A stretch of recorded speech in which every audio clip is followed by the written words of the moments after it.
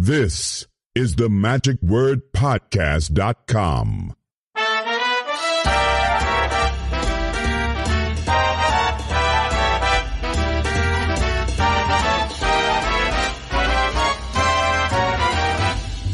Hello, this is Scott Wells for the magicwordpodcast.com, and here it is early again on a Wednesday morning, getting ready to get on my flying carpet on the Southwest and wing my way off to Buffalo, or shuffle my way off, I guess, to Buffalo, New York. And I think it's the 52nd 4F convention. This year it's going to be having as the guest of honor Mr. Eric DeCamps, and he it's well-deserved and long overdue. I'm just looking forward to seeing him and so many of my other brothers and sisters there. It's going to be just a ton of fun. But I do want to mention that this particular episode is sponsored by Fancy Nancy. Hello there, Nancy.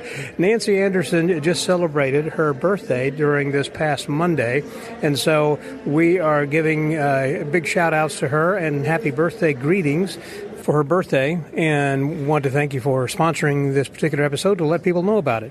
Nancy, as some of you may know who live in the Chicago area, is a magician. She's an attorney by day, but she is also a magician then by weekend and night times, and she is self-proclaimed as being a number one biggest magic fan in the world. She absolutely loves magic. She goes to the Chicago Magic Lounge regularly, and over to the Rhapsody Magic Theater and different places. Wherever its magic is, there she is. I see her often at other magic conventions as well, and she has been a long-time friend of the Magic Word and financial supporter, and I want to thank her for that and also wish her a gigantic happy birthday. Happy birthday, Nancy.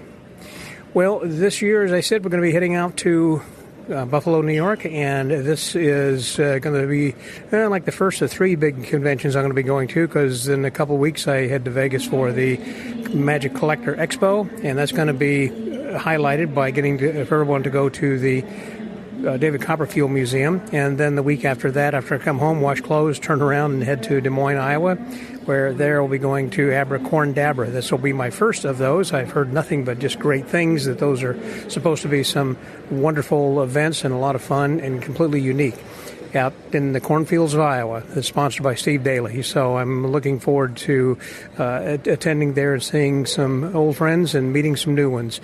And I hope that I see some of you during my travels in the upcoming weeks as well. So if you see me carrying a microphone, be sure to come over and say hello. I have had a couple people who have sent me emails over the years who have said I've been reluctant to interrupt you or to say hello, but please do. I'm touchable, yes, and talkable. I talk a lot, as you know, so please just stop and say hello and let me know that you enjoy listening to the podcast. And speaking of enjoying the podcast, I want to thank everyone who has been voting for me for the FISM Award coming up in Turin, Italy later this summer. And if you go to the magicwordpodcast.com website, you'll see a place there where you can actually click to vote for all of the different online content. And, of course, I am up for the best magic podcaster in the world, as well as the best magic newsletter. So and there are other categories for online content, and like Vanish Magazine, Paul Romani does just a wonderful job, and some others who are out there then, too. If you will just cast your votes, I'm sure we will all appreciate that. Well, let's see what we've got over here. Unfortunately, this is a third world country I'm in Austin, Texas, which means no Dunkin' Donuts. So I have to stay with Starbucks, and I've got some... yeah, that's not a bad latte. I mean, Starbucks is kind of like McDonald's from the standpoint that they have French fries that taste the same from coast to coast. And... since they don't have donuts, I got this morning a blueberry muffin. And I think I'll eat it while it's still warm and hot and toasty out of the microwave. Anyhow, join me, won't you, on the trip here to Buffalo. We're going through Baltimore. Apparently it's going to be delayed a little bit. Hopefully I won't miss my flight connection there in Baltimore and make it in time. But there's a lot going on here today. So, for the Magic Word Podcast, this is Scotty out.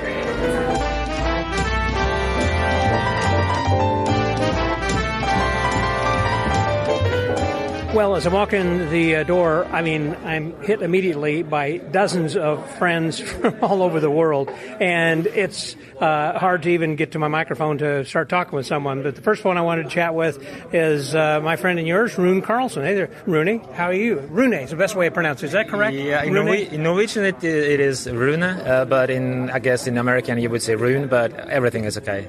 You're okay with whatever it is? Absolutely.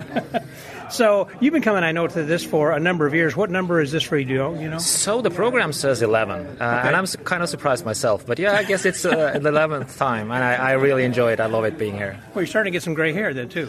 Oh, well, it doesn't show on the podcast, right? So, no. Yes, yeah. just streaks of gray hair. Yeah. Mine is a lot more full than that. Also, that I saw you briefly at Blackpool, but I didn't get a chance to say hello. How'd you like the convention over there?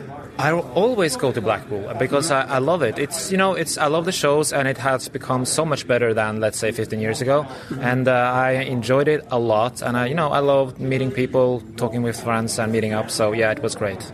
Yeah, I think they did a great job this year. They added more acts, which meant you didn't have to stand in the back of the rooms. It wasn't overly crowded, so you can kind of, even though you had to choose 2 out of 3 things, Yeah. But here, at least we get to see everything, but we stay up all day and all night, It's going to be a busy week, and I guess late nights, but that's what I like with 4F. It's the quality of everything here is such a high standard, and I'm really looking forward to all the acts. And you traveled from Norway. Did you travel with anybody else on the flight with you? Yeah, so this year we did the Castle a week before. So I was traveling with Billy Debu from France, so we did the Castle together.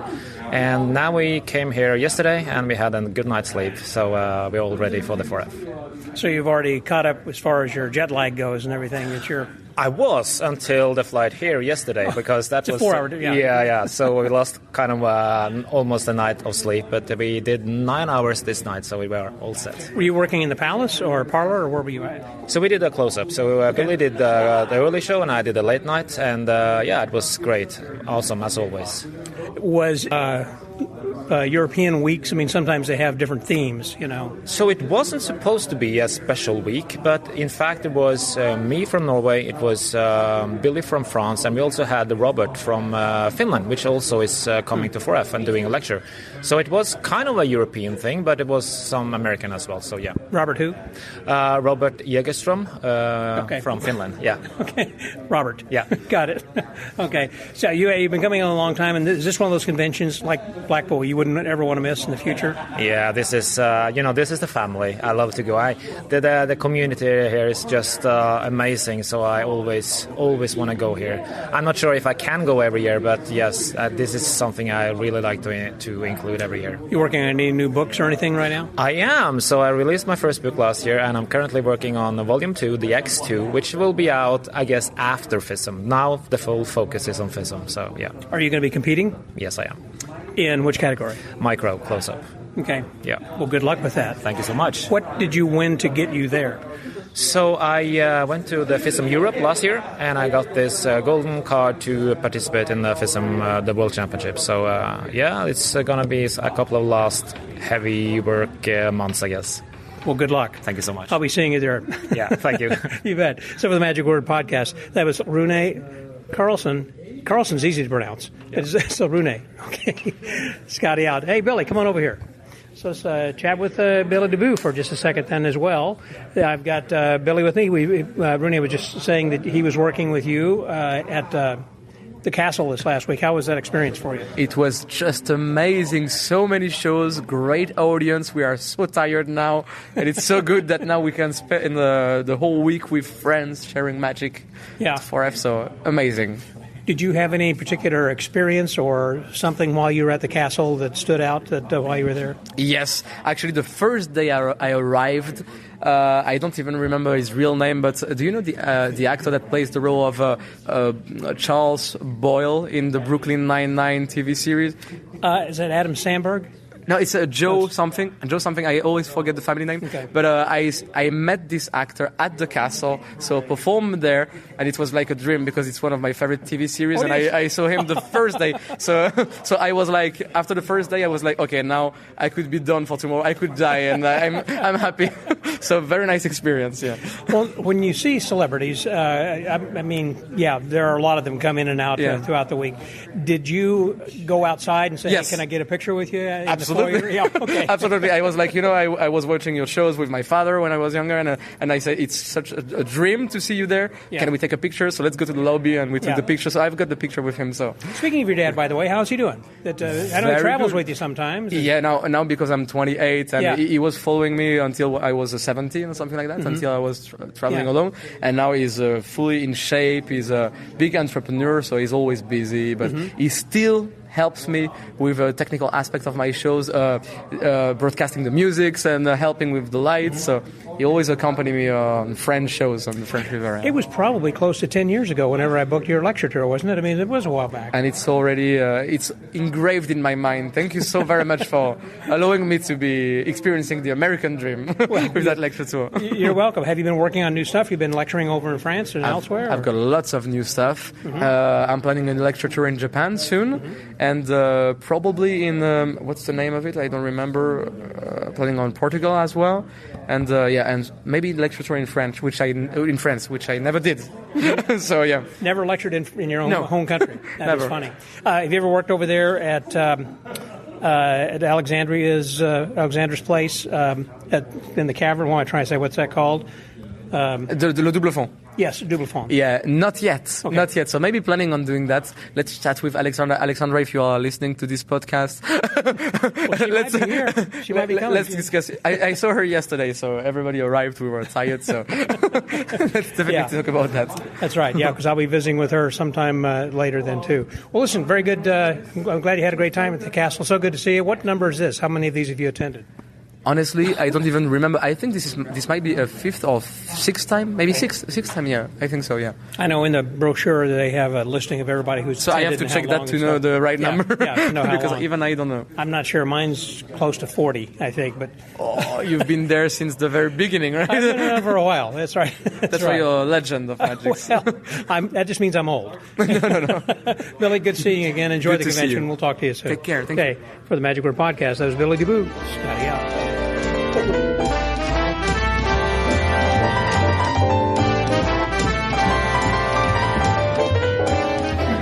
So we haven't left the registration area yet, but it was another person I wanted to say hello to, and you can, along with me, hello, David Regal. Hello, Scott. How are you? I'm fantastic. Good to see you, man. So you just arrived, or did you come in yesterday? I came in yesterday, already started eating bad food. Did you have some wings? I actually had these weird nuggets at the bar here. The buffalo nuggets? You know, I think just calling them nuggets is the safest thing to say, because they were definitely nuggets. Okay. Yeah. Before I go any further, I just had your name come up in a conversation just about a week ago when someone... Oh, really? Yes, they were talking about sitcoms and writing. There was something saying, "Is David writing something now?" And I said, "I don't know. Next time I see him, I'll ask him." So what are you working on? What kind Well, of... believe it or not, the writing I'm doing is this fairly massive project for the Academy of Magical Arts, working on their teaching curriculum.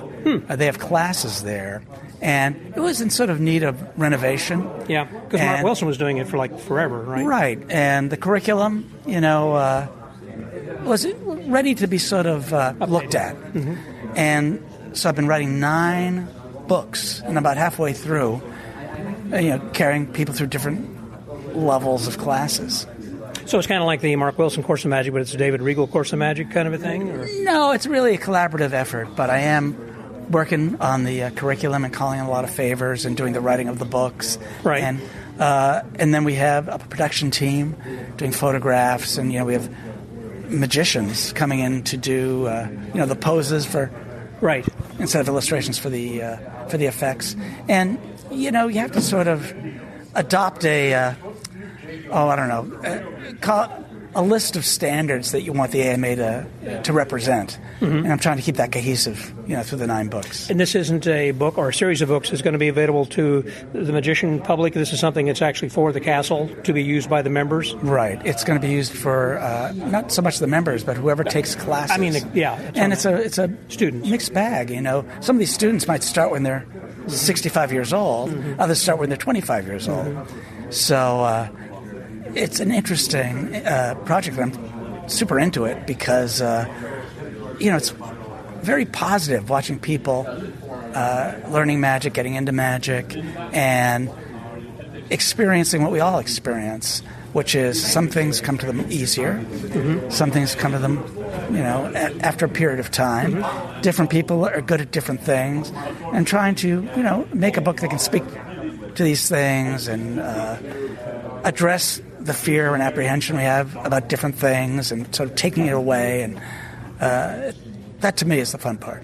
I know you've given private lessons, but have you given classroom lessons before? No, I'm at the age now where I'm trying to, take it easy. What, you're 55? So. No, I'm older. But I love the fact that I got old at just the right time. So doing this project for the Magic Castle, it's perfect for exactly where I'm at. And, of course, you've been working with the AMA for the awards, right? I remember last year when I got my special award that you were backstage and you were still making notes and working at the last minute, changing things. Yeah, I write the award show, and in the case of, John Archer's the MC, I'll collaborate with him on material that he'll be doing, and that's always interesting and challenging, and as you say, it's a dynamic project. It changes up to the last second. Yes. Now, I did mention about sitcoms and everything, so you've kind of retired from any kind of I'm way writing. Too old. Way too old for that. Really? World. Oh, yeah. I worked much later. You think it's more of a younger woman's game? Let me put it this way. I moved to L.A. when I was 36. I did start making decent money when I was, I think, 40. When I turned 40, I got my first, good-paying job. That's when... Writing. Yeah. That's when all the writers in Hollywood, they were 40 and above, did a class action lawsuit against Hollywood, all the production companies, because no one was getting hired if they're 40 or above. And I was just starting. I didn't want to get it on some list. Right. So when I started, it's when other people were suing. So the fact that, I worked into my 60s, I knock wood. It was the tail end of the old business model before streaming, which was much more advantageous to the worker, actor or writer, the old business model. So now it's much more challenging for a lot of people to make a living because I was writing sometimes 26 episodes a season of a sitcom, and now if you get on a show, maybe it's 10 episodes. Correct. Then maybe it'll take a year off, then do another 10. So it's much more difficult for people starting out now. So I can never complain. That's my biggest complaint, that I can't complain. Because I used to complain about all my jobs, but it was the old business model, so I can't complain. Yeah. Well, I'm sure that was true because you had to really churn out something every week because you got a deadline. And but yeah, they have much fewer episodes in the seasons than now. Yeah, and the syndication model has pretty much gone away. Really? Yeah, it used to sort of fund all the misses. Those syndicated shows, when you think of Gilligan's Island or whatever. No, I'm talking later. Gilligan Okay. was pre-unions. Okay. But when the unions came in and shows went into syndication, there was no bigger money in show business than the money that rained from the sky when TV shows went into syndication, which is why it didn't matter that much if you didn't have a bunch of shows that flopped. Right. The syndication money paid for all those. But now with streaming, the back-end money has changed for so many people. Still get royalties. It's different. Is it? It's significantly different. Okay, briefly, how is that different? Well, I can get into a long conversation here, but go ahead. I had lunch with a friend who's done pretty well, and I don't want to identify him, Okay. but he has a show on Hulu, which is a streaming service. And it had started on network. And he created the show. He wrote over 30 episodes. And he said, David, guess what my residuals are? And on network, in the old business model, it was a sitcom, and your episode was syndicated that you wrote. Because it was a union show, got syndicated. If it was a popular show, as years went by, maybe $50,000 as years went by. Annually? No. Per episode? Okay, okay, over the period of time. Yeah. Okay. So you got money to write it, but then years go by, and by the time 10 years go by, oh, look, I made another $50,000 over 10 years. I see. Okay. Money came in. Sure, of course. He said, guess what I wrote over 30, guess what my residuals are? He said, $10,000. I said, per episode? He goes, no, for all of them. Wow. So it's really fundamentally different. And things that used to, and for actors, it's just as bad. Competition because there's so many streaming services and different channels and cable. There's no union agreement. Interesting. Not the same union agreement. They made some agreement, but it's a different world. And you see a lot of actors and a lot of writers going, how does this work? And the answer is it doesn't. It doesn't. Because you have all these providers who are losing billions of dollars a year. A few make money, like Netflix and a couple others, but then you have like 27 that are losing billions of dollars. Wow. Yeah. And there is no, back-end money that's solving their problems. And then, of course, a lot of it is moving from Hollywood to Canada or to Atlanta, and just because of tax issues, I guess. Oh, yeah. And It's a big article in Hollywood Reporter, I think, just today or yesterday, about just that. Are we going to be the next Detroit? Yeah. Ooh, that's an interesting comment. Again, we can spend a long time talking about that, but I have two more questions, and I'll let you go. One has to do, I've had a lot of people who have often asked me about you doing lectures. You haven't lectured for a long time. Have you ever thought about going back out on a tour or going out for some period of time?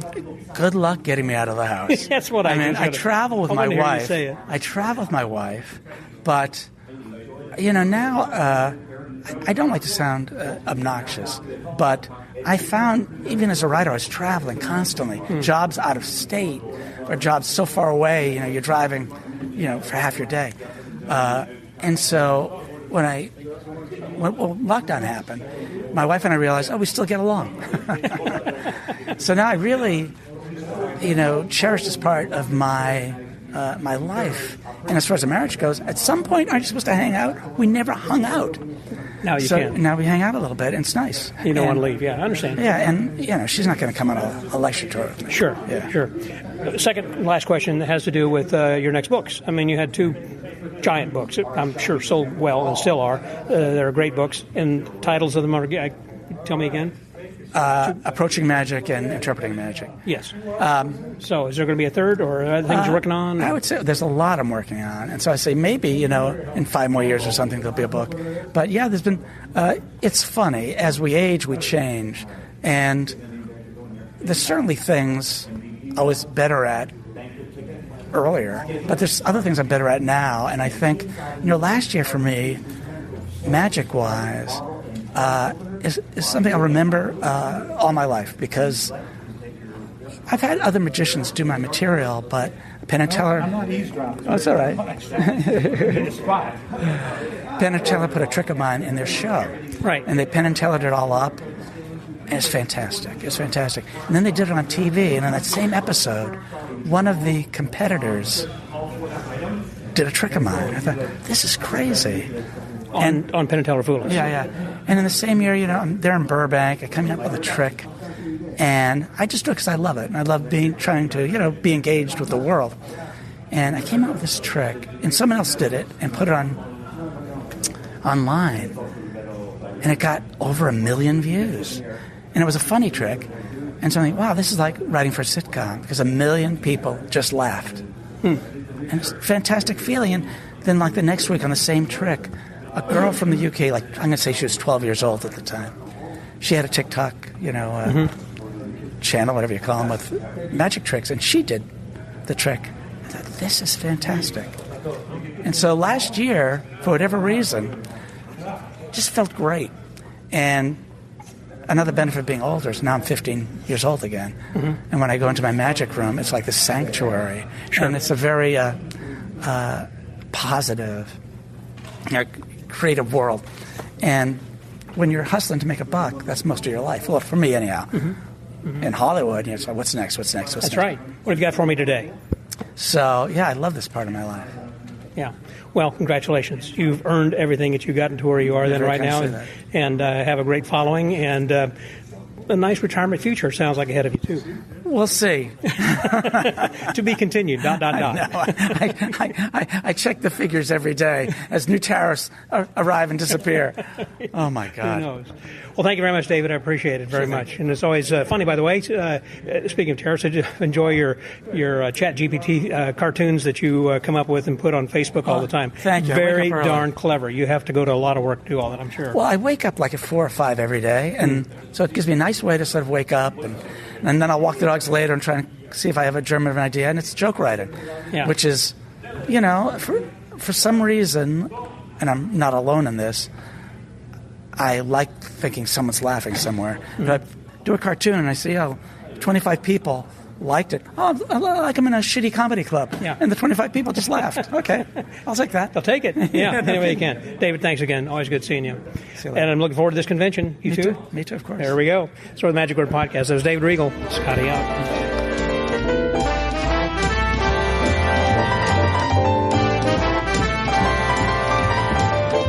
I always like to talk with people who are first-timers, and this is a first-timer that kind of surprised me, of somebody I thought had been around for a while, and he has been around, but not necessarily to the 4F, and that's Greg Gleason I've got with me right now. Hey, Greg. Hey, Scott. How's it going? Fantastic. Good to see you here. Good to see and so you. I know you've been doing close up for a long time. Matter of fact, last time we talked, I think, was in Myrtle Beach. That was one of the few tricks that I bought, which was your great trick. Which one did you get? Did you get the the State of Shock? State of Shock. Yeah, okay. Which, briefly, why don't you explain it in your words? State of Shock. It's basically an invisible deck. However, you're not asking for a card. You're asking him if you could go anywhere in the United States, where would you like to go? Mm-hmm. And basically, instead of the 52 cards, it's the 50 states. So any state they name is going to be the one reversed in the deck. Yeah. And you can do it any presentation. You can do it like an invisible deck presentation, or you can do it a mentalism presentation. However you want to do it, but it's always possibilities for presentations. Yes, it does. Yep, very clever. But that's just one of the things that you set out. But also the matrix and routine that you put together during COVID and other kinds of things. My point is that you've been doing close-up for a long time, although that you're known as being really an illusion guy because you've been rigging cruises like longer than Chip probably. I don't know. But yeah, actually he was doing it a little bit before me. But I think I've passed him because he hasn't been doing it for the last 7 or 8 years. So I think we are both racing to 1,000, and I'm going to get to 1,000 cruises before. 1,000 cruises. Now, what about Fred Breggar? Is he getting close to 1,000, do you think? That's a good question. I'd say probably. He might be at that point already. Yeah. I haven't talked to Fred for a little while, but I haven't for a while either. I bet he's at 1,000. Yeah. So you are still working ships? I just got off a ship a couple days ago and flew directly from Miami right here to Buffalo. Mm-hmm. And so you were on the waiting list, I guess, for a while to come into the 4F, or how did you? No, it was like. I know a lot of people here, and they were always going, Greg, you need to come up to 4F. And it's like, I'd love to, but I'm working all the time. I never had time to do it. And I knew this year, my schedule, I had this week off. So I go, well, it's time to do it. I've been going to Magic Convention since 78. So, whatever that is, almost 50 years, 47 years. 27, yeah, exactly. Yeah. So it's like time to come to this one. Well, it is, and because this is, I think, the 52nd year this year. So, it's been going for quite some time. And so you really don't know what to expect other than what you've heard in the past, I guess, from people talking with you about this. But so since you are a newcomer, you're going to be having to perform, as you know. Tomorrow night. Yeah. First-timers kind of a thing.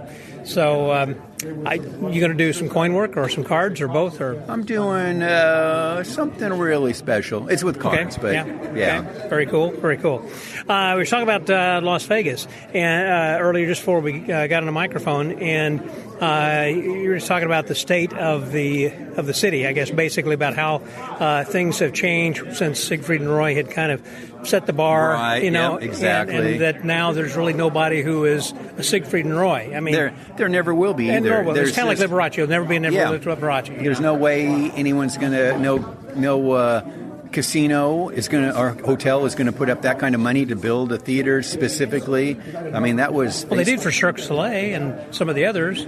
That's true, but that that's not a magic show, though. Well, that's true. So you're saying you're not going to be doing one for a magic show. You know what the difference between those two are? Because Cirque du Soleil shows, they're amazing shows, but there's no real personality.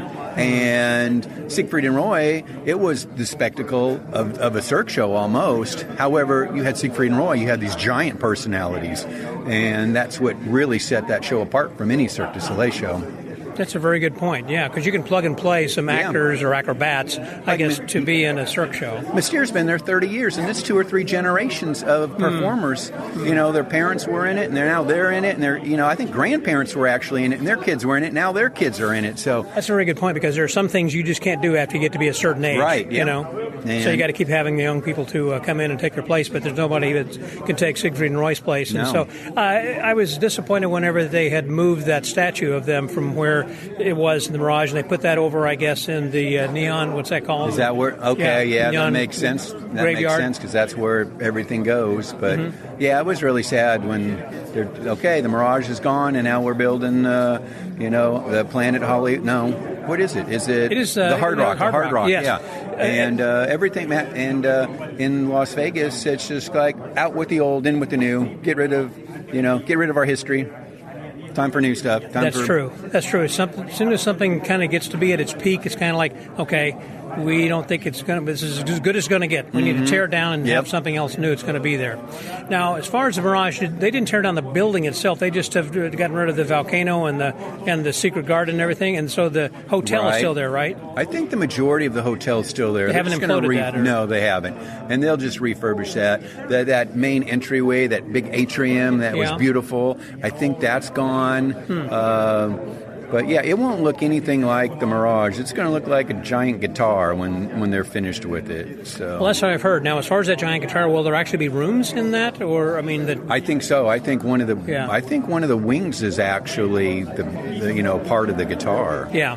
And what I heard also is that the top of the fret of the guitar is going to be kind of like the Luxor, where it'll be a light shining I don't know. Into outer space. Yeah, I don't even know how big that is. I don't know if that's, maybe there'll be like a special thing where people can go up there, like an observatory. I don't know what they're doing with it. So one other question, I'll let you go, about the globe. The big golf ball thing. Yep. Is that really cool? I've never really been inside the Sphere yet. I haven't been in the Sphere because I'm traveling all the time. I was gone 42 weeks last year, and literally this year, I think I've been home, what is this, April 20-something? I've only been home for maybe a week this year, I think. I'm just traveling all the time, doing shows all over the world. And where's your favorite destination? I can't answer it because they're all different, and they all have, some of them are great and some of them are terrible, and but there's so many great ones, and they all have its pros and cons. So I remember asking Charles Green III that question many years ago, and without hesitation, he was saying, I love Key West. I love going down to the Keys and watching the sunset. It's just something. And so a lot of people, I asked my brother, and he said, I like South Lake Tahoe. I love Tahoe. But as far as other places around the world that you have traveled, that's why I thought there might be something kind of... You know what? I'm going to say I was just in Bora Bora and Moorea, which are the Tahiti Islands. I was just there in November, and they're spectacular.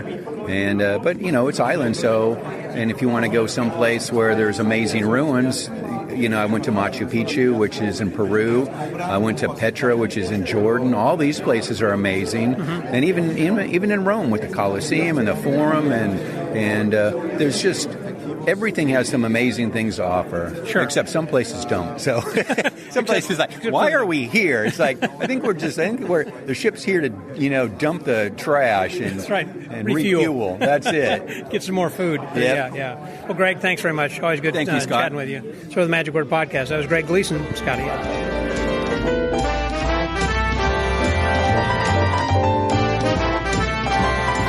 So a lot of people are coming in, as you heard earlier, from all over the world. And I've got someone with me then right now from, where are you, in Spain? It's from Spain. Yes. In Madrid, or where? Sevilla. Seville. Okay, Seville. Okay. Yeah, Seville. I've got Javi Benitez. Hey there, Javi. Hi, Javi. Javi, no, it's me. I'm saying hello to myself. Hello, everybody. So anyhow, glad you're here. How many times have you been to this? Is this your third, or how many times? This is my second time. Second time in 4F, yes. Did you lecture last year here? I did. I remember you. Yeah, I did. I lecture, I perform, everything, the whole pack. Well, you have to perform the first time you're here. I mean, that's a requirement, you know. It's a must. Are you going to be back this year? Going to do something, I assume, on one of the nights? Or? I'm going to be in a gala on Saturday. Yeah, I'll be closing the gala with something very special. Oh, don't tell us. That's going to be great. I'm looking forward to that. So how was your work at the Magic Castle? I heard that you just were doing great from the reports I'd heard. Well, I go every year to the Magic Castle. It's amazing being there. I come from the House of Magic right now from Philadelphia, Mark de Sousa's and Smoke and Mirrors. I'll be doing some penguin lectures now. My first penguin lecture I'm going to be doing. And yeah, next year I'll be around Liberty Magic too in Pittsburgh. Liberty Magic, yeah. Liberty right, Magic exactly. in Pittsburgh, And yeah. you worked at the Rhapsody Theater in Chicago? Not yet. Okay. I've been in Magic Lounge, in Chicago Magic Lounge, yeah, but not the Rhapsody yet. Mm-hmm. And yeah, there are many venues that I've not been yet, so I can't wait. Well, there's a House of Cards, in Nashville also. Oh, yeah, I've been there a couple of times. Yeah. But one of the things I was going to ask you about, that we were just chatting, and I said, okay, look, I'm going to turn on the recorder because I want you to talk about Mark de Sousa's House of Magic, since it's just opened. Tell us a little bit about that. Oh, just opened 3 weeks ago. It's an astounding, incredible building, and it's going to be one of the most iconic places for magic in the world. It's in a bank, in an old bank, and now they have a theater already working with all you can imagine. All magicians has a place there, like for theater, big theater. You can do close-up. They have cameras everywhere. They have lights. They have everything, and it's going to be even better in few weeks, few months, because it's going to have a library. It's going to have a special small room. The posters there are incredible. Mark de Sousa. Of course, he's not going to do anything just part way. Exactly. It's all out. Yeah. Exactly. So all his stuff is going to be there. It's going to be amazing place for magic, iconic. The history of magic is right now there. Yeah, that's true. I think we're living in a new golden age of magic. With all these different things that are popping up that are making magic more accessible to the public who didn't know about this type of entertainment. Absolutely. It's a golden age. It's a new era, I think. Mm-hmm. So many theaters are opening, magic all around, good magic, which is very important. Exactly. It's not enough having theaters. We need good magic, and that people that go say, what is this? This is something that I've never seen. Right. That's what we need. So what about in Spain? Do they have similar types of theaters over there? It's kind of different, usually. Smaller, I would say. Specialize in magic? Specialize in magic. I'm talking about theaters that are specialized in magic. There are not many. In Madrid, there are in the center. In other places, there are few of them. I think, we have, in Spain, we have magic festivals more than theaters. But yeah, of course, there are many theaters and many places like restaurants that are only for magic also. They're not theaters itself, but, places for magic. Are magicians walking around table to table doing restaurant magic there? I mean, not only like magic close-up session, for example, or stage magic, a small stage like parlor kind of magic also. So we have also that there. Yeah. Because I was thinking Rodney Palmer also has a theater there. You know who I'm talking about? He's Ron Palmer? Rodney. Rodney Palmer. Remember the Magic Circle also? I saw him at Blackpool. Maybe I can't remember where exactly in Spain that it is. Yeah, I don't know. I heard that in the south, in Malaga, there are another theater, only English, is Matthew Wright. Mm-hmm. It has a place, a theater for magic. There are couple of them that are that I don't even know, you know. Right. So, but you've been working not at those places so much as you have been cruise ships here of late. This kind of well, no, this year, I don't know. Exploded. I don't know. Yeah, this year exploded, and not only me, but other people. Buri Aragon is doing cruise ships. Juan Luis Rubiales is doing cruise ships, and well, here in America, there are many people doing cruise ships right now. Yeah. Eric Jones, John Armstrong. There are cruise ships everywhere, which is really good for us. Yes. You know, good money, and you know, you are there for 1 month, and it's a very good place to perform. I really love it. It's my first time doing cruise ships this year. I'm gonna be in cruise ships this year and next year. I can't wait to open more, more cruise ships and more companies. opportunities, yeah, for that. Yeah. Do you speak in English or in Spanish or both on the ships? In English. Okay. These cruise ships are for international. Yeah. So mostly Americans, maybe. I don't know yet because I'm not yet there, but it's going to be in English for sure. Yeah, I was kind of curious about that. Well, I know you're looking forward here to this year. This because you had a great time here last year. You came back again this year. Oh, yeah. And so this is, you don't probably go to conventions unless they book you for conventions, but this is one that a lot of professionals come to just because of the camaraderie and hanging out with everybody. Oh, yeah, look at this. Well, we are here. You cannot see, but I see incredible. Sean Farquhar there, Javier Natera, Mike Miller, Danny Archer. You know, just taking a glimpse here, you see all master, big names is something really. I don't want to think like that because I get really nervous. I get in tension. You know, like stressed seeing all these names here. But it's amazing. Last year I had a blast here. It was my first year. I just hear about what 4F was, but I've never been. So when I came and I did my lecture, and the reception, the energy was so good. Well, to me, it was a gift. It's a gift. All this, I feel just lucky. That I have success here, but not always. I as a performer, I risk a lot. Okay, and this year I'm going to do something that I'm risking a lot. But I want to do that, and if I fail, what's the worst thing that can happen? Well, nobody's people don't die. like it. Yeah, I hope. I hope no. So I like to take risks, and sometimes, it's not as good as you expected. But so from the moment, I feel really lucky. That's what I think about Danny Ortiz. Sometimes when I watch him perform, it's like he's got to be walking a razor's edge. It may or may not work. Yeah, exactly. So you don't want to, you have your formulas. Okay, you have your formulas to succeed, even though some parts of the act doesn't work. But here, I have 5 minutes.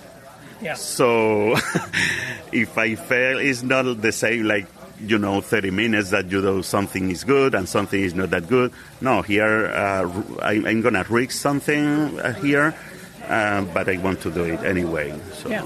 Well, great. Javi, as always, good seeing you. I'm looking forward to seeing what you're going to be doing here this week. Scott, it is a pleasure always. Thank you so much. Thank you, everybody. Thank you. Thank you. So with the Magic Word Podcast, that was Javi Benitez. Scotty out.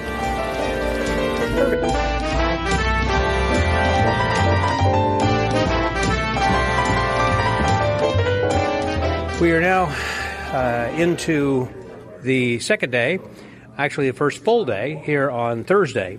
This is Thursday, yeah.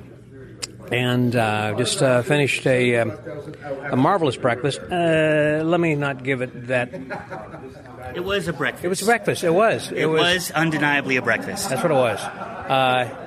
We don't need to go into what all was there, but I must say that their hot tea was good. Hard to mess up tea because it was hot and it was good. Anyhow, the point is this morning as we get started, and I'm getting my eyes open, we're going to be starting here shortly at 10:30 with the beginning of the day, and then it's going to be going on until late at night, in which we'll be having the 4S, the Secret Scotch Sipper Society. I've forgotten what it's called. Then and then after that will be the Italian party with the cheese and limoncello and everything. That anyhow, have a lot of fun. But we're starting right now the day off with someone who is a first-timer who actually performed yesterday. He passed the national president of the SAM, Mr. John Sturk. Hey there, John. Hey, Scotty. How are you? I'm fine after that long introduction there. Thanks for hanging with me. No problem. So this is your first time then? Officially, yes. Yes. I was going to say, as a president, I thought that you normally get an invitation to Apparently, I've heard conflicting stories. So last year, when I was in office, I and my IBM counterpart, Chuck Arkin, were both invited to come as observers, as guests. So I took that opportunity because I figured it would never come again. And then if I wanted to come back this year, I would have to go through the regular process of getting sponsors and submitting my video. So I decided to do that. And here I am. So I got to perform last night on the opening night, and I'm so glad I got it out of the way early. The rest of the weekend I can just relax and hang out. Were you sweated going in? I was turbocharged starting at 8 a.m. Chicago time, and then I didn't perform until 7:30 New York time. So I was really raring to go all day. Yeah. And so did you sleep well last night? Oh, yes, like a log. Well, what was it that made that comfortable for you? Well, first, I chose to do a piece that I am very well familiar with. It's my little mini linking rings routine that I've done in restaurants for years. So I knew, one, it was material that I could do without thinking about it. And the second thing that helped me was to have two spectators on the stage with me who are friends, Gene Anderson and you, Scotty. So that's right. to have those two friendly faces sitting next to me, I could focus on you and not thinking about all the intimidating faces in the crowd. Yeah, not looking at the first row and beyond. Yeah. And then Eric DeCamps is sitting in the front row, and when I heard him laugh at an appropriate point, I felt much more relaxed. I was like, okay, I got this. So that it was a pretty nerve-wracking experience, but it's all, self-imposed pressure. Because you're sitting in a room of people I own their books and their DVDs and have admired them for years, and now they have to watch my stupid 5 minutes. Let's just get it through, and they'll forget about me by Friday. Well, you hit upon something I think very important also, and that is when people are considering performing here and coming for the first time, as well as the Magic Castle. Actually, you should be doing some things that you are comfortable with, not necessarily something that's going to be blowing away magicians. It's something that you have performed many times, and you're not trying necessarily to fool somebody. If that is one of your pet effects, that is something new, then certainly do that. But I'm just saying, in particular, and I said about the Magic Castle and some other of the magic venues, let's say like Chicago Magic Lounge, where you're from in Chicago, that there are other places around that you should, there are more laymen, it seems like, than there are magicians who are coming in. Absolutely, yeah. Whereas here, obviously, they're all magicians and, professionals and well-known celebrity magicians, if you will, and they are looking for something new, but they're not necessarily looking for something new from a first-timer. They're just looking for something solid, or do you know your stuff? In other words, people have said there should be some basics that magicians need to do, like in the figure skating, you need to pass these preliminaries before you get to the next level. And I think that's kind of what this is. I had the same experience with Magic Circle when I applied. For the first level of Magic Circle membership, they want to see competency. Proficiency. And for the second level, the audition, they want to see more originality at that level. So, it's depending on what level you're going for, they have different things that they're looking for. Yeah, and so now that you are relaxed, what are you looking forward to seeing here and doing? I haven't been to a convention in several months. My last one was Magic Texas at Labor Day last year. So I'm just excited to be here, sessioning with the boys and trading tricks and just making friends. I was in such a good mood last night, just hanging out and having a brewski and showing card tricks. It was very restorative. Yeah. Any other conventions aside from Nashville this year? I guess Nashville is going to be the SAM over the what's it? It's SAM conference over 4th of July weekend in Nashville. Our guest of honor this year is Stephen Bargatze, Never heard of him. I've heard of a guy named Nathan Bargatze. Stephen, yeah, he's an up-and-comer. He's going to be our guest of honor this year, and he's curating our gala show, which is the Tennessee Tricksters. So he's handpicked some of his fellow Tennesseans to close out our show, our convention this year. And then I'll be at Abbott's, as I always am, at the end of July this year, playing the organ and helping out wherever I can. I always look forward to that. And you'll be doing a little bit of street magic perhaps there too? Yeah, maybe. I don't know. I haven't heard about it yet, but they know I'm up for it. Yeah.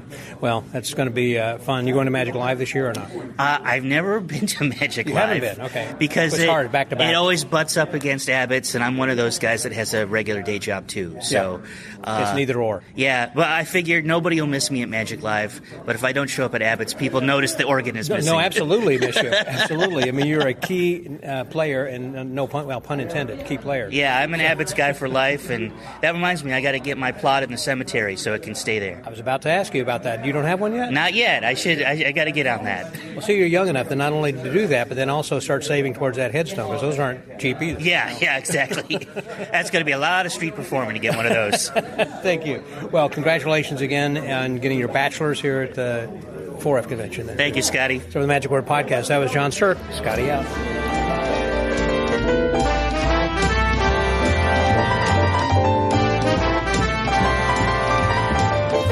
As you hear some water tinkling behind us, I'm not in the bathroom. I'm actually near the fountain in the lobby over here at the hotel, getting ready for the show to begin. We're going to go be seated pretty soon, but one of the people who emceed last evening's opening gala is with me right now, J. Scott Berry, longtime friend, first-time caller. Hey, good to see you. Hey, Scott. Great to see you. And yes, we have this beautiful fountain, very relaxing for the morning coffee time. It is. So as you are listening to this, if you feel so compelled to visit the restroom, I understand why.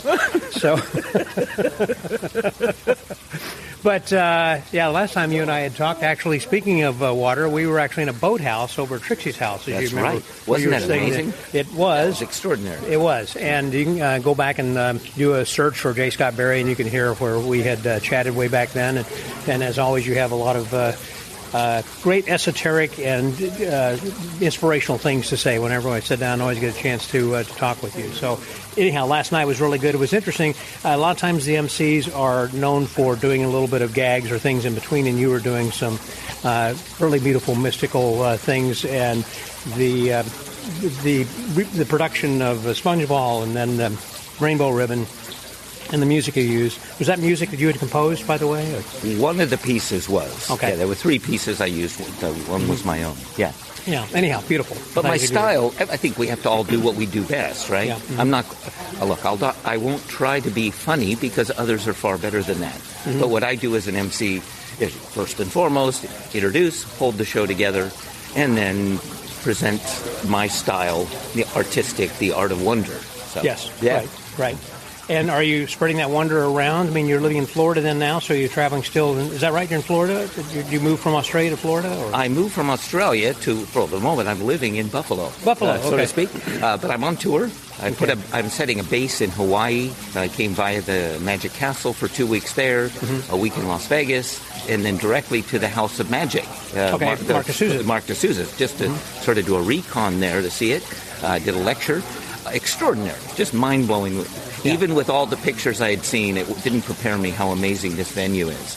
I have heard. I talked to someone last evening who just, I think Javi Benitez had just worked there. Javi, yeah. He and I connected with oh my gosh, he was at my lecture. So then came directly here. So we had 2 hours to prepare, went straight on to the show last night.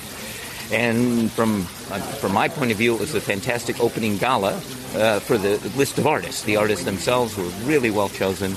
And it was a great way to kick off this convention. Yeah, some of the people who were performing, I just spoke with John Sturk, who was a first-timer in performing, and some others who had come back for their masters. I don't think they had anybody coming back for their doctorate, which is the 3rd time he's performed. Right. John Bannon was there for his 26th time. I don't even think they have a name for that. They don't. No, they don't. That's right. Also with me, I've got then a columnist from the Linking Ring, who's also going to be a presenter later this afternoon, is my buddy and a friend of the Magic Word. Here he is, Michael Breggar. Hey, Michael. Let's speak fast. I have to go to the bathroom. Okay. No, here's a funny guy. You see? This is a funny guy. No. Wasn't Jay's stuff really awesome? It really was. It was so beautiful. Yeah. It was. I should have expected him to do that because I've known Jay, and he's not a funny guy as to like a Bill Malone kind of a guy, but he has a natural sense of humor. But he has a natural sense of mystery. I would say he's kind of, in a way, kind of a modern-day Doug Henning from the standpoint of, not woo-woo, but it's just mystery. It's like, isn't this fun? And without being, hey, I'm surprised at this also, but I want you to, he's sharing this. Oh, you're still sitting here. I'm talking about you. Just nod. Just nod and say, I agree. Just keep nodding, yeah. All good. Great job. Agreeing. That was actually well put with the Doug Henning. Yeah. But this afternoon, you're going to be talking about, you're one of the presenters? Yeah, I'm performing this afternoon, and a couple of hours later doing one of the lectures. Mm-hmm. And I'm lecturing on what I call, well, it's not my phrase, the 3-act structure. So 3-act structure is actually a screenwriting phrase. But it's simply beginning, middle, and end, but it's formalizing beginning, middle, and end. And I do believe, as applied to magic, there's nothing that any of us can do that would enhance our performances more than to start considering our magic in a 3-act structure format, a beginning, middle, and end. Mm-hmm. Then you work on the individual pieces. How can I make my beginning better? How can I make the middle part better? And you follow basic rules that are actually thousands of years old. It goes all the way back to Aristotle, who actually was the first to write about this. And the more I learned about it, the more I read about it, the more I realized how applicable it could be to what we do. You go and you have to make sure you have perfect technique, and you should make sure that you rehearse and practice and modify your techniques as appropriate. But after that, it's all about performance. It's not about the tricks. Mm-hmm. We always say that. You hear it 1,000 times in your podcast. Not about the tricks. I think it's only a little bit about the performer. I think it's much more about the performance. Mm-hmm. And that goes back to, Vernon talked about that. Animan, it's the effect that's the thing. Right. Wrote Dead Ted. Yeah. and that's what.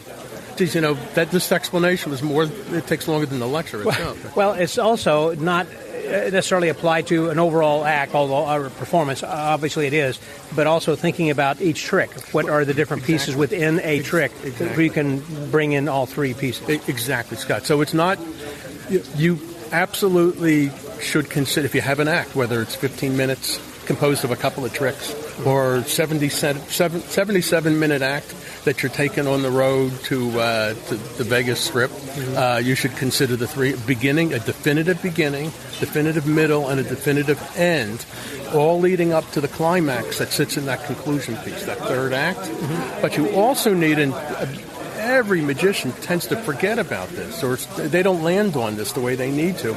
After the climax, you have to let people have just gone over the roller coaster. You have to give them a chance to breathe, to get off of that roller coaster, to get their and it could be simple as, you've been a great audience, I love you, good night. Yeah, right. It could be as simple as that, or it could be you're doing I do comedy stuff, mm-hmm. So it's to leave them with a saying, an aphorism that could be funny, like a Mark Twain thing. It could be funny, but it gives you something to think about. Right.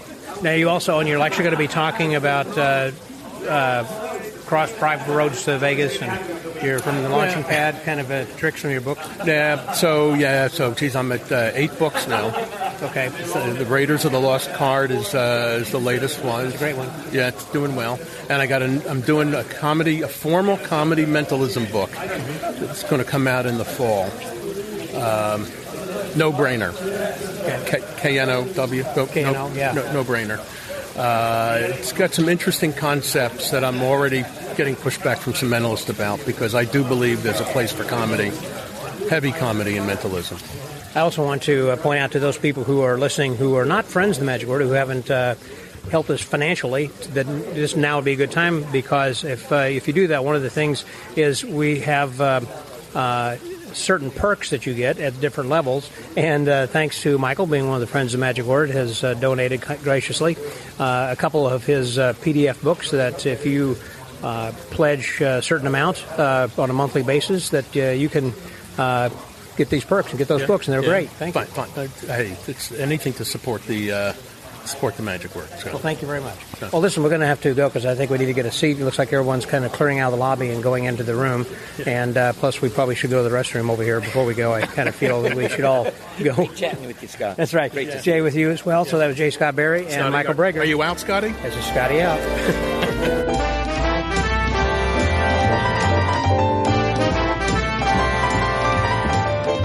So one of the presenters this afternoon we just talked with, Michael Breggar, and another one is going to be Randy Pitchford, whose name might be familiar with you if you know anything about Cardini, because he's going to be talking about him. Here he is right now. Hey, Randy. How are you? Hi, how's it going, Scott? Fantastic, sir. So Cardini, now when you and I talked on the podcast episode many years ago, that was right after you bought Genie, and boy, what year was that? Was a while 17 back. or something? Yeah, like almost that, a decade ago. Yeah, it seems like maybe a decade ago. And anyhow, but Cardini's your great uncle, or what is the relationship? He's my great grandfather's brother. Great grandfather's brother. Yeah. Okay. Yeah. And you have I'm a great nephew, I guess, or a great grandnephew. I don't know. I haven't worked it all out. And as you were growing up, did you know who he was at the time? I mean, I knew. Magic Castle. So he died when I was very, very young. Okay. But you actually had met him, maybe. No, but I have no memory if I met him. Yeah, sure. But his wife, of course, lived on. So I'd met Swan, of course, and their daughter Carroll, who I affectionately call Aunt Carroll, is awesome. And there was a family reunion where the first time I met Swan, and she gave me a book that I'm telling myself it belonged to Cardini. Okay. Yeah. But who knows? Yeah. Okay. But yeah, I heard about him from another uncle, my grandfather's brother. His name was Samuel, so of course I got to call him Uncle Sam. And he was obsessed with Cardini, and he told me all about it. And I think it made it accessible. Made magic feel like, it's humans do this. Right. and so the talk you're going to be giving today is just really a shorter one. It's like, 15, 20 minutes or so? But they're giving me 30 minutes. Are they? Okay. Yeah. And, I've got some pictures. I've got some cool stuff. I have some video that's no one's seen before. Now tell me about the history of the Podo cards. Yeah. Well, I mean, I have a letter that so he ordered some. He would use them a lot, and he ordered some from Walgreens, who manufactured them. And there were lots of different designs, actually. There's the ones we know that we're most familiar with, but there were a whole bunch of interesting Art Deco designs that were all with the Podo label on them. Mm-hmm. And he ordered a bunch to perform with. To refill his stock, and they sent him a letter back, and I'm paraphrasing, but it basically, we know who you are, you're great.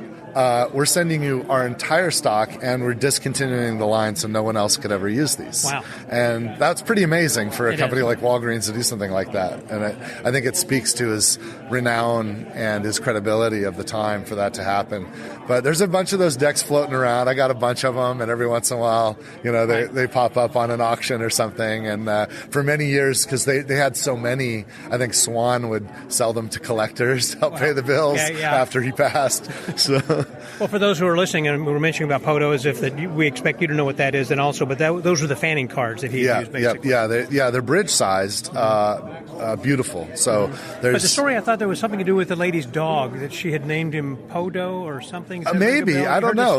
Long before Cardini was involved. Yeah, this was like when Walgreens took over. Yeah, maybe. Yeah, I actually don't know that story, but that's interesting. I will track down. I had dinner last night then with Rune Carlson, and if he's around, I might be able to share that story. But I thought maybe I'd love to hear that story. I'd love to hear that story. Yeah, I've got the originals that he performed with most frequently, and also a bunch of the Art Deco alternate designs that also Cardini had piles of, and worked with Dan and Dave at the Buck Twins. The Buck Twins making cards, and you can actually get reproductions in poker sized of the Podos and custom Cardini Joker, with some information on one of the cards about it. But yeah, that was a cool project. Not only are there the originals in gold and silver, I think the golds were limited edition, so they're probably all gone now. But I think you can still get the silvers.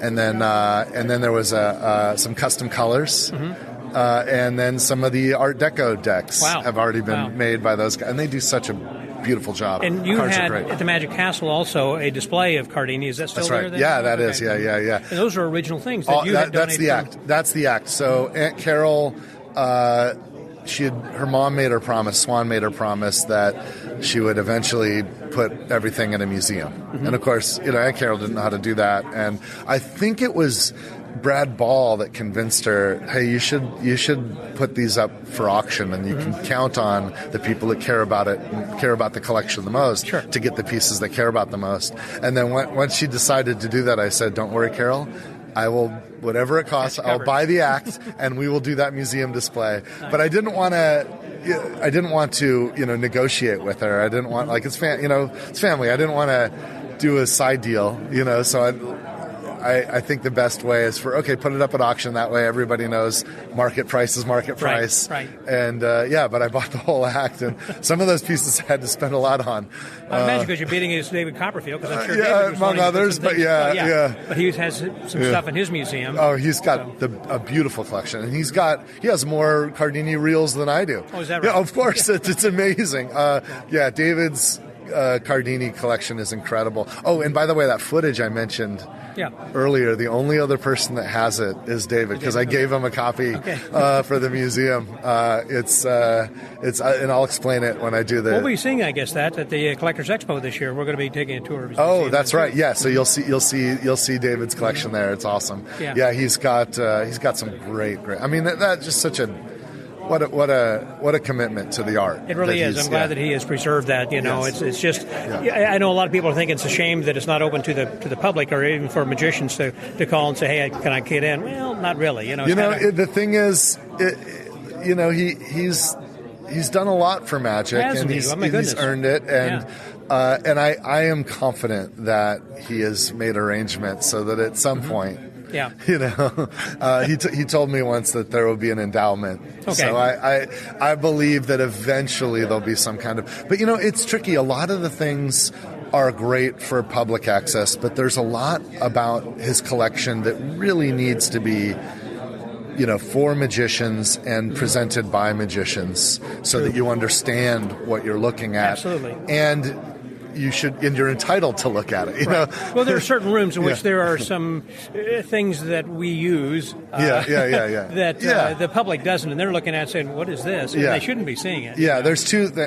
Exposure's one thing, and I'm not the most stringent with exposure. I think clever people can always find a way, but there's certain things. It's like, why? We're not if not in the service of entertainment. Why? Right. Why expose it? But the other part is just understanding.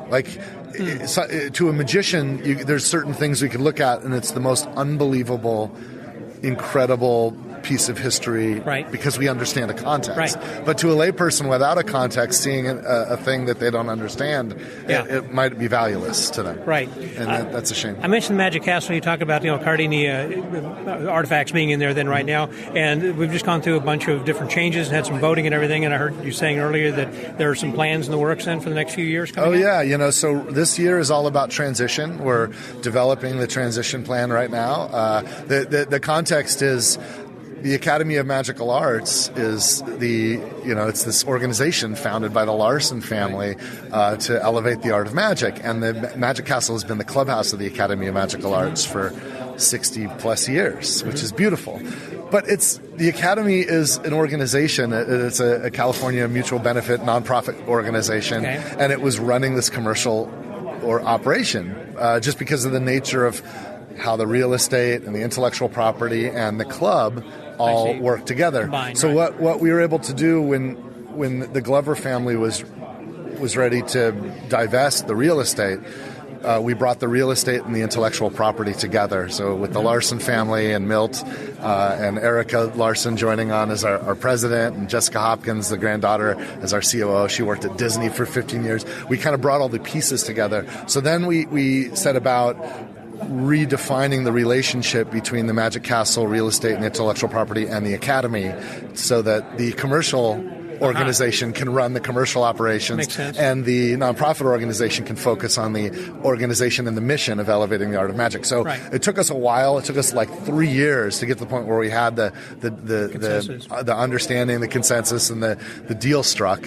And so now we're spending this year transitioning, developing that transition plan. We want no friction, but we can't wait to get started. So it's like we don't want to interrupt any continuity of experience. We don't want anything to go backwards or slow down. So it's delicate, but we can't wait to get in there and invest, because we've committed to invest over $10 million to add to the castle to improve it. Yeah, we're going to be adding square footage. We're going to be improving everything. We'll have to do this systematically, and there's processes for everything, and it takes time. And keeping the old age charm. Of course. I mean, the whole commitment is to the Larson vision. That's really why I'm here, and why a lot of us are here, and amplifying that and elevating that. So we've got a lot of work to do, and some things we'll see. There'll be a few things that we notice immediately when technical change of control happens on January 1st, 2026. There'll be some things on that first day you'll notice, but then the real big stuff will come following that as we get to work, and we're going to be building a professional magic team that's there for the magic. Excellent. Yeah. Well, that reminds me also, like when day one, whenever that Jim Steinmeier had taken over, the Genie kind of completely changed also. I mean, Richard Kaufman had been doing it so well for so long, and then he did it. Jim's doing it differently, and congratulations. And also the Genie getting a nomination for the Best Online as well. So I heard about that. That's incredible. We'll see. I don't know that we deserve it, but we're definitely committed to Genie. And, when Richard, with Richard, my commitment was to him and the magazine, of course. And he let me know, at some point I'm going to retire. And Richard wants to, and I think this is great for magic, for him to focus on greater magic and focus on his books. Because, I mean, he's written a stack of books taller than you and I added together. You know what I mean? Sure. And that's like, and it's incredible that he committed 25 years of his life to Genie. Sure. Absolutely unbelievable. But when he was ready to put that pen down and just focus on the books again, obviously I would never pressure him out, but I was thrilled to have him redouble his commitment to greater magic, because I can't wait to get my copies of that book. But also to be able to bring on Julie Yang and Jim Steinmeier to take up. Holy, I can't believe it. What a gift. And you can feel it in the magazine. It's absolutely, with every change, there's like, there's things that are different. But to me, I can feel so much different flavor and new life and excitement in the magazine, and I have no editorial influence at all. When I get the magazine in the mail, or when I get that's like I'm like everyone else. I just my commitment to it is like I just want the best people who are committed to and love magic doing the best that they can do for it. One last question, then I'll let you go, and that has to do. I know people have asked me, or we've been talking about the fact that we were just since this is all brand new with Genie new hands, that they're going up in price somewhat significantly. Yeah. So one of the challenges for Julie right now, Genie runs at a pretty significant loss. Okay. I spend hundreds of thousands of dollars a year Sound like Citizen Kane. Which is years, I'm okay. Don't worry about me. But the challenge with that, of course, is if something were to happen to me, or if, Genie's been around for 90 years, I want to see it around for at least another 90 years. And so one of the challenges for Julie is to not just deliver a great product, but build the Genie business in a way that make sure that it can sustain itself, so that it does not depend upon a benefactor like myself. Because if that stops, then Genie's in trouble. And that's the only reason why I got involved. When print things started shifting for print, and it was difficult for Richard to stay above water with that business, he and I think it was Randy Sinnott Sr. that actually recommended that he talk to me, and Irene pulled me aside back when Irene was still around, Irene Larson, and she said, Randy, please take care of it, and I promised her I would, and now she's dead, so I'm stuck. So you can't take back that promise. Can't talk to her about, can't have that conversation again. But I've done my best to live up to that commitment. But it's really expensive. Some years, right now we're investing a lot. I'm not trying to flex or anything, but I've invested, I think in 25 it'll be $500,000 to $600,000 in just pure from the beginning. Pure spent. No, This year. Well, just this year. Yeah, oh from my the goodness. beginning. Okay. Well over, probably several million. I don't know about several, but definitely over more than 1 million. Yeah. This year alone, between $500,000 and $600,000, and I'm not sad about that, and we won't get that from subscribers. But the truth is, the actual cost just to print the magazine was more than what they were charging. Yeah, that makes sense. That's not a business model. It's not sustainable because the people that run it never thought about it as a business. It's just love for magic. Sure. It's love for magic. Like so this it's podcast is. Yes, exactly right. You understand. So what we have to do is on one hand, it's necessary. Like the cost of the magazine should be covered. Mm-hmm. It should cover the what it takes to print it. That's fair. That's at least break even. But to run the best magazine, the subscription price alone won't do it. So what really needs to happen is we'll be investing a lot in not merely building out the online space, but marketing and advertising, growing the reach. And then I think the real revenue will come from advertisers. And what's great is as we get more Genie subscribers, then more real advertisers, like national advertisers, not just magicians, not just Magic World, but let's get Coca-Cola to put an ad in there. United let's get Airlines. GM let's put an airline. And when we get a handful of national ads in the magazine, all that are saying, I see you. We love you, magicians. Mm-hmm. We love magic, and that's why we're advertising. We're in a golden age Genie. now. I keep saying all the time. There's more and more of these wonderful theaters, like Mark DeSouza's House of Magic that are open, as well as the television shows and things that are perpetuating good magic, and public is going out and seeing these shows. Yeah. And so, eventually, I think you got to draw those national advertisers. We do, and what's neat about that is, if the model, when we can grow the subscriber base to the point where the model can be about advertising, then it conceivably could reduce the cost. Yeah. So hopefully the pendulum will swing there. All right. But it is what it is, and Julie's doing an incredible job, and she's playing a wild balancing act between developing Genie as a business, right, but also we know her love and commitment to magic and the art, right, and she's the perfect person to thread that needle. I think so. And I'm just grateful that she's given her time and energy to this. You got the right people in charge. Yeah. And then because we're at the 4F convention, as I recall, this has got to be your first convention. It is. I don't think I've seen you here for all the years. Yes, okay. It is. So how's the experience so far? Oh, it's awesome. I mean, this is like a dream, hanging out with magicians and friends and sessioning and talking about tricks. It's the best thing in the world. Yeah. Well, and it's just getting started because this evening, we got hospitality room with donuts and coffee and awesome. all kinds of parties in the room. I've been wanting to come for a long time, and you have commitments. And this is a real commitment, which 4 solid days, morning to night. And that's awesome. And I'm really glad I was able to do it this year, and I was glad that I was invited and that the constituency welcomed me, and I'm really excited to spend more time here. Glad to have you. Thank you for your time also. Cheers. Appreciate Thank you, Scott. it. So the Magic Word Podcast. That was Randy Pitchford. Scotty out.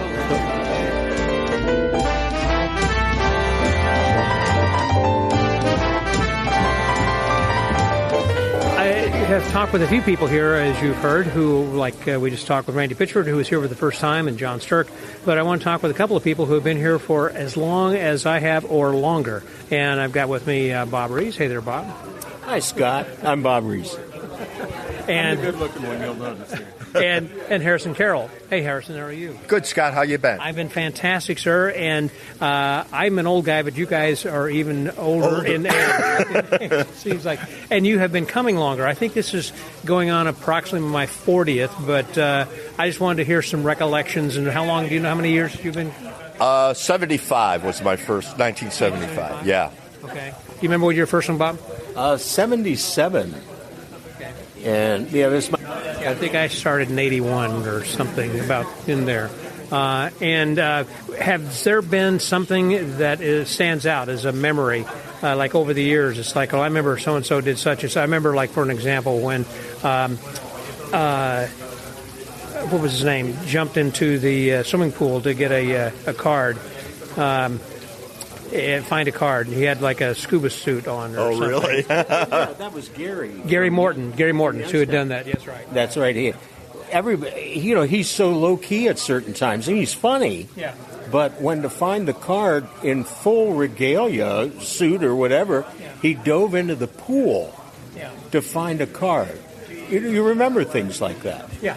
Is there something else that, that's something that's a recollection of mine that I remember, and also Al the Only, putting a card on the ceiling, and as he was doing it, he realized just the last split second, apparently there was a skylight above him, so he kind of hitched a little bit, and he had back problems still to this day because of that. Yeah. Wow. There's so many times like that we've had things happen that are, in a way, outside of the realm of magic, but it's in the realm of humanity, and it becomes funny for us. We remember our lives with these things like that, and I know that, like with Carl Norman, some of the things that just happened with Carl at the bar that were spontaneous. So I think that's the best part of Fechter's. You know what I miss, though, is being able to perform at the Old Forks. That's right, yeah. Going around the tables and absolutely. You're upstairs. It's 100 degrees and 100 humidity. I miss the fish fries on Friday night there. Yeah, it looked half of a fish on the plate, and the guys around there. And what was it? $5? Yeah, $5. Well, back in the days, also the registration, I think, for this convention was like $35 or something. Right. And my first Fechter's was 65 or 70 people. And we were crowded into that room upstairs. Oh, yeah. But then after we saw the shows and maybe a lecture or two, you go downstairs and work for real people who, like they say, were ravenous to see magic. Yeah. And to sit there and watch people who were performing at the tables at Fechter's, like Harrison, they're amazed by the entertainment value that they saw, not necessarily the tricks. Yeah. I mean, I'm easily fooled. They're the personalities. Right. I'm easily fooled, but I'm not easily entertained. And when somebody like Eddie does both of them... Eddie Fechter. Yes, Eddie Fechter. After who this was named Fechter's Finger Flicking Frolic. Oh, is that it? I was wondering. For those people who are listening. Yeah. There we go. Yeah, for those in the viewing audience. So there are many things that run together, and of course, as we get older, those memories pile on top of each other. Almost like Einstein said, God invented the sense of time so that everything didn't have to happen at once. And every year when we come back to Fechter's, you see guys like Harrison, like you, that remind us of these things in different periods, where it all runs together. Yeah. Which is one of the beauties of it, too. Well, that's true, too. And Harrison, way back when you mentioned Carl Norman, there's Ray Mertz and all those other guys. You worked at the Forks. I did, yes. 5 years until Eddie died, and then I left. Went you were downtown. behind the bar? No. You just worked at the table? Carl worked behind the bar most of the time. Eddie, and then he had a couple bartenders. But Billy Dunn was one of the first magicians there. He worked behind the bar, but that's about it. Magicians really didn't go behind the bar, other than maybe just to do a couple tricks. But, okay. they weren't the magic bartender. Correct. Yeah. Correct. Gotcha. Yeah. No, I guess he did pretty much have a stable of people who did. Over the years, generationally. Can you remember some of them? Like Skinner left. Dingle came. Henning came a couple times. Doug Henning came? Yeah. Really? But guys would left. Brian Gillis went to L.A., Skinner went to L.A. and then Vegas. And there was this slow movement of magicians, that would come and then they'd leave. So if you go to the historical, there's a list of all the guys. They got a little book they give away that worked there. Mm-hmm. And maybe 3 generations of guys. Like the early days, you had Okel and Gallo. Right. That's right. You had the Gallo. Was it father and son? Yeah, well, Mike was in the Navy at that early. But Lou was there. And then when Mike got out of the Navy, he'd pop in a little bit. Mm-hmm. Yeah. So a lot of guys worked there. Maybe 15 guys, 20 guys over the years. Didn't Garrett Thomas, was he one of the last people to work there? Eddie was dead by then. Yes. Yeah, so after Eddie died, it changed. And I don't know much about, because I left. I don't know what happened after that. Is that when you started doing more trade shows and things? Or? I started doing trade shows in 82. Eddie died in 79. So there was a couple of years there. There was a place downtown called Thurston's. That's where I met Roger Nycott, at Thurston's. And That was about 4 years. We know him as Roger Thurston's Nico. when I started doing trade shows. And then I'd be on the road. I wouldn't be around as much. But, Thurston's was entirely different from the Forks. It was a little more upscale, kind of dark, intimate. He had a close-up table in the corner with lights on it. He had a little stage, whereas the Forks was just a bar, right? So a different kind of feel from the two places. But Thurston's was great. You get an introduction, or at the Forks, you just go barrel into the table, right? But, what a proving ground to do the same trick 6-7 times a night, every night if you wanted. You get pretty tight and polished by having the opportunity, to work in a place like that. That's right, because you got you have some of the same people who are coming in night after night because it was a neighborhood bar. Yeah, except for some reason, whether it was because Eddie never advertised, if it was word of mouth or what, the place got so hot in town that everybody wanted to go there, and it wasn't that big, if you remember, and he couldn't fit all the people in. It was packed all the time. So, we'd get the regulars, but you'd always have new people, new faces all the time. One of the funny things, I think, also is the fact it was named the Forks Hotel, and they did have rooms upstairs, which I guess in the early days when it was first built. It was a hotel. Yeah. It was a toll stop to go into Buffalo. So back then, people were riding horses. So they'd stay at the hotel and go into Buffalo the next day. And the thing is, now you're in Buffalo in 10 minutes in a car. Right? Yeah, that's true. But I know, like in later years when we had the convention there, they made those rooms like into little dealer rooms. Right, yeah. Seeing Howie Schwartzman up there. Yeah. But that was a hotel in its day. And towards the end, didn't Eddie stay up there sometimes too? When Eddie got sick, he lived up there. And then, of course, he bought the house in Attica, but he died before he ever got to move in it. But Evelyn, his wife, lived there for a few years before she got sick in Attica. Gotcha. Yeah. And did you, when you first started coming, like you said, Bob, how many people were at the convention when you first did, like 60, 70 people? About 70 people. And when you started coming, as I recall earlier, that I've heard stories where it was just kind of a round table. Everybody said, okay, well... that was the first couple. But it took off pretty quickly, and people heard about it. So within a few years, it was 50, 60, 70 people. And then all of a sudden, Obi had to go, wait, we got to limit this to 100 because of the fire code. Yeah. And then it was 100 for a long time until they left the Forks. Now, I last evening went out to dinner with a couple of guys, and as we were going down the highway, I saw exit 50, and it's like, that rang a bell to me. There was the Nickel Motel where we used to stay. That place? The Double Nickel. Double Nickel. Yeah. That was gross, that place. Oh, man. But it was open. Yeah, it was open. And it was cheap. They must have remodeled it by now. I don't know if it's even there, because I drove by and I thought... Yeah, there is a motel there. Okay. A motor inn, if you will. It was the last stop last free exit before you get on the toll road. Yes. But, wow, all the magicians stayed there, and it was gross. Yeah, we got free donuts in the morning. Yeah, it was worse than Batavia.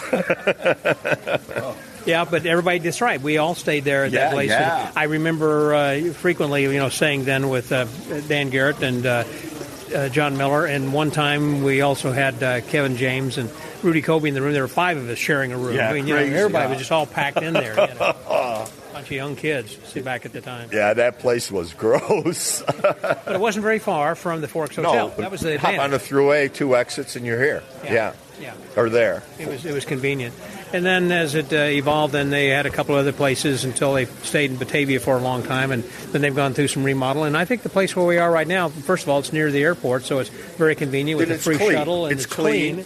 Right? It's comfortable. It's well lit. Yeah. And Batavia's shopping like mall and restaurants. They should have an ad, better than sleeping in your car. Compared to here, right? Yeah, that's right. Eggs. If you don't like the taste of eggs, that place is pretty bad. Pretty bad. Well, guys, thank you very much. I just want to have a couple of recollections, from some old-timers then as well. That was Bob Rees and also Harrison Carroll. This is Scotty Out.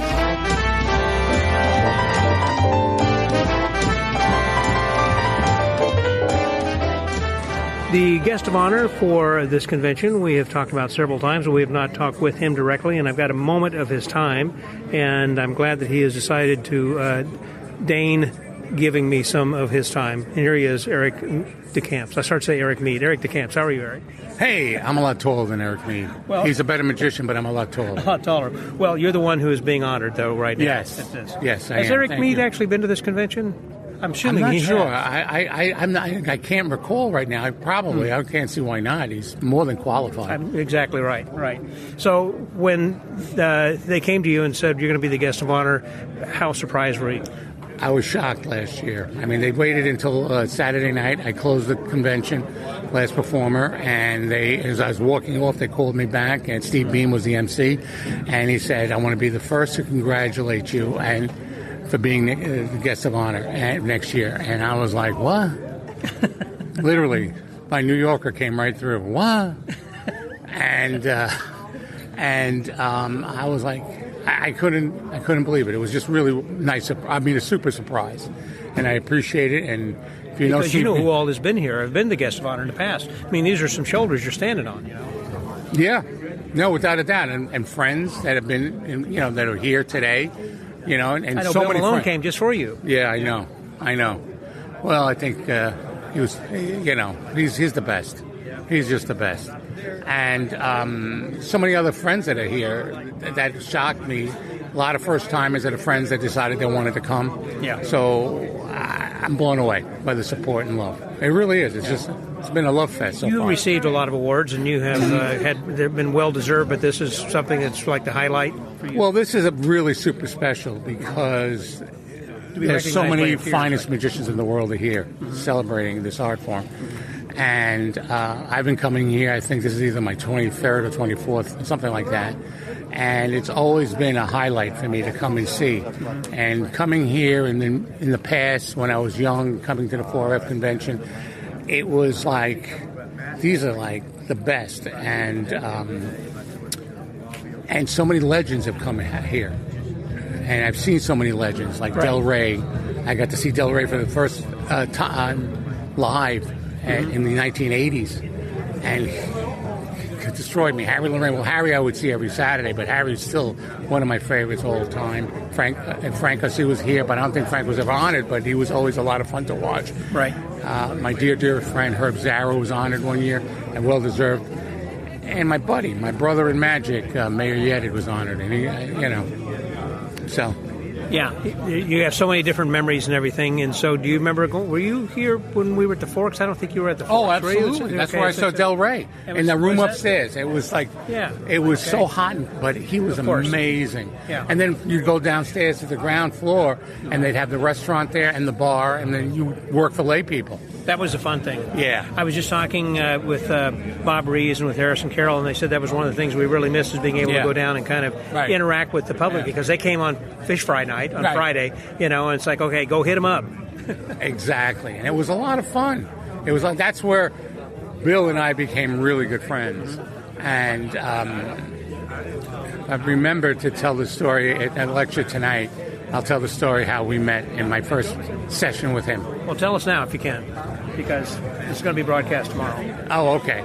So what happened was we go downstairs to session, and this is people were still doing stuff upstairs, and the people hadn't come in yet. Lay people didn't come into the restaurant area yet.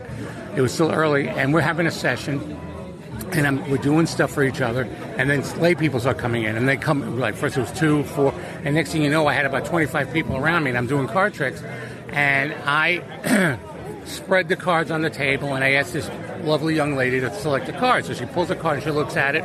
I turn around, and this is like, I'm going to do this mind reading thing, this thing I'm going to do, right? And she closes up, and I say, shuffle the cards several times, and I have my back to her, and I hear Bill cracking up. He's just laughing. I'm going like, what the hell's going on? What's so funny?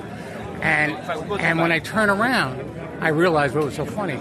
She took half the deck face up. You know the Triumph Shuffle? Sure. But she did it for real. Oh, okay. And I got face up to face down cards, and he's dying because all he wants to do is wait the moment I turn around to see the disaster I'm walking into, right? Yeah.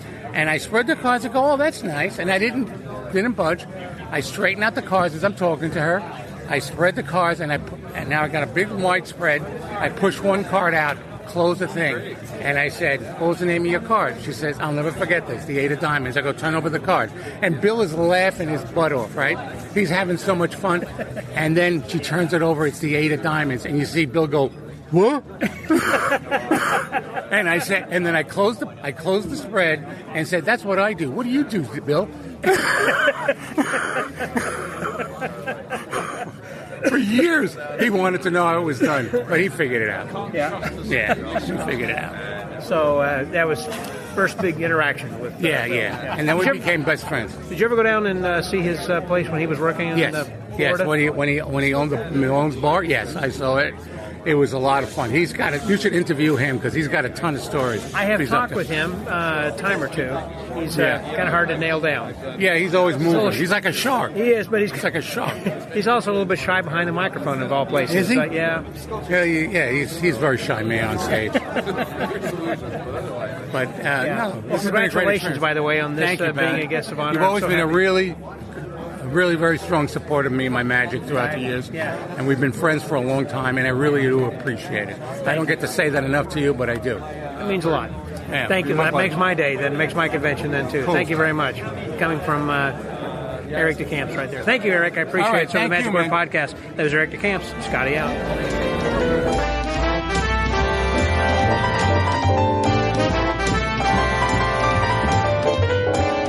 So there are a lot of people who have come here over the years who have been enjoying it. Some people who have just been coming of late.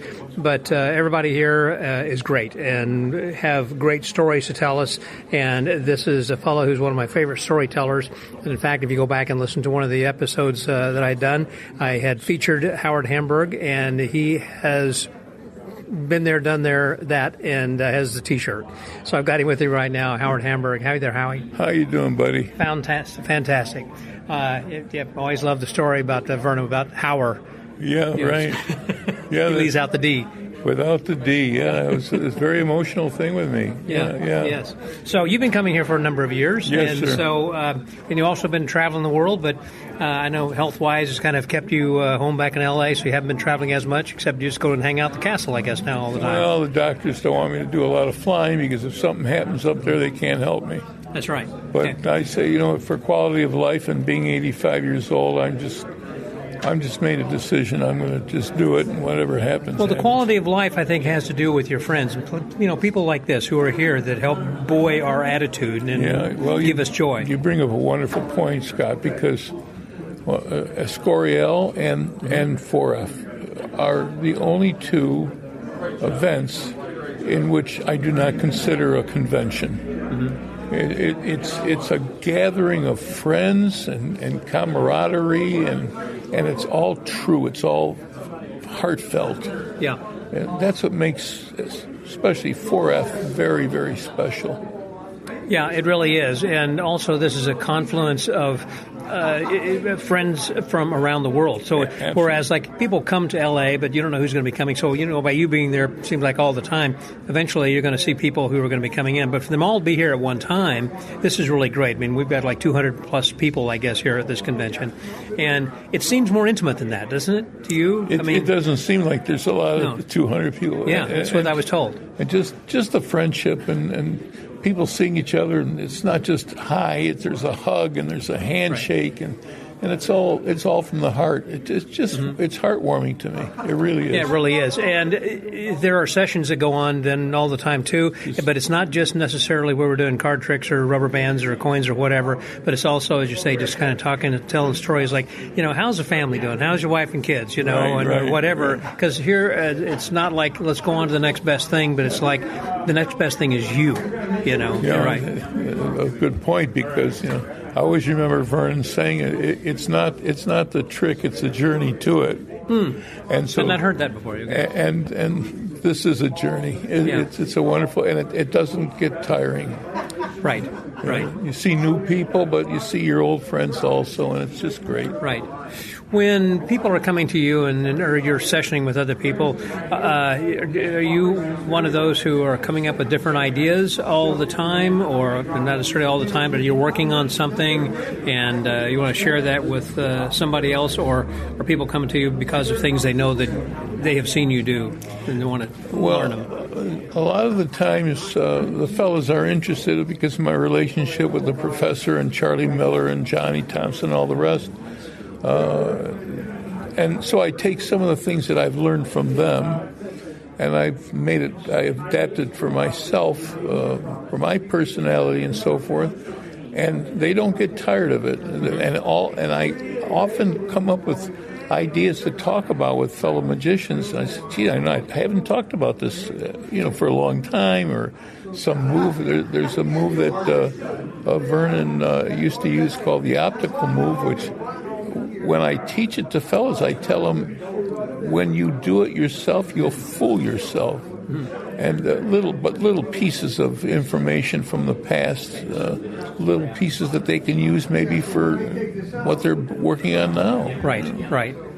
Now, again, because of travel, you don't really get out necessarily a lot, but you've been to a couple conventions here this year. You got some more you're planning on going or attending where people can see you? Yes, I'm going to try to go to a Scoriel, but depending on the health of certain individuals there and here. But I do a lot of get-togethers via Zoom now. Do you? Okay. Yeah, with a lot of the fellows from around the world. It's so much fun. It's great. Yeah, that is something that we have. There was a benefit, I guess, of COVID. It kind of forced us into learning this new technology for some people who have not used it before, and are still carrying that on. I just attended something this last week. There was a Zoom meeting with Doc Gleason giving us a lecture talking about his book of cocktails and docktails and telling some stories and everything. But anyhow, the point is, I think what you said there, it's important that we can continue to interact by using some virtual reality, or it's not virtual, by using Zoom, basically. Yeah, and I try to communicate with a lot of the fellows the things that I learned from the professor and the likes of J.C. Wagner and Charlie Miller and Francis Carlyle and those type of individuals. And a lot of them are just expressions that I heard from them, and I'll give you a couple of examples. The professor always told Michael Skinner, myself, and Ray Grismer, always reminded us that the spectator doesn't see magic through their eyes; they see magic through their minds, and that's where they actually follow your magic, not the visual part. Right. And I know one of the fellows mentioned that the professor is attributed to the expression "confusion is not magic," and I explained to that gentleman today. Actually, that was the end part of a quotation. The professor would say, "Many magicians stop thinking too early. Confusion is not magic." So that's the complete quote right there. That was the complete quote, yeah. You see a lot of people who, again, come to the castle and also getting around the way you do and the people you know. Who would you say is kind of the new generation when people will be talking about in the future, like you are of Charlie Miller and others, and Vernon and Skinner, et cetera? Who do you think are some of those people now who will be revered in the future? I mean, Joshua J., for an example, is somebody immediately comes to my mind. Yeah. Josh, listen, there's a lot of fellows out there, especially out of Europe now. Mm-hmm. That's a good point. It is more global than ever before. Yes, because the world is smaller. Yeah. And in those older days, it was just confined to who on the East Coast is the best, or who's on the... East versus West, or Marlowe versus... Well, it was always Slidini on the East Coast, Marlowe Midwest, and Vernon on the West Coast, and I've heard magicians say, they didn't like each other. There was a lot of malarkey. They had great respect for one another. This Javi Benitez that I watch is very ingenious, very creative, and a lot of the Asian magicians out of China, just incredible stuff they come up with. It's really interesting to watch. Well, that's a good point. I hadn't thought about that. I was thinking more, let's say locally or regionally within the U.S., but certainly you've got to think then globally than now because people are learning in different ways. Well, I would love to TikTok mention and Instagram. There are a lot of American magicians that are wonderful, but I don't want to embarrass myself and leave somebody out. Yeah, no, I understand. I didn't mean to put you on the spot there, but yeah, that's true. You don't want to do that. Gary Thomas, for instance, local here. Yep. Guy's one of the best teachers. He's wonderful. A creative genius. Yeah, he really is. I remember hearing Cosmo say that he thought he was the modern Dai Vernon from the standpoint he just is knowledgeable, creative, good teacher, and all of that. So I saw him briefly, coming by. So, have you enjoyed the shows so far? I love it. I love the enthusiasm, and I just like being here and watching everybody. Yeah, it's great. My heart just beats just to meet. You hear your name called, and people get to haven't seen you in a year or whatever, and because it is year by year by year, you have a lot to catch up on. That is the thing. That's true. And you kind of have the time to sit down and chat with them. Well, Howard, it's good to have an opportunity to chat with you. So. You're the best, Scott. Right back at you, man. So for the Magic Word podcast, that was Howard Hamburg, Scotty out. Love you, man. I love you too, buddy. I really do.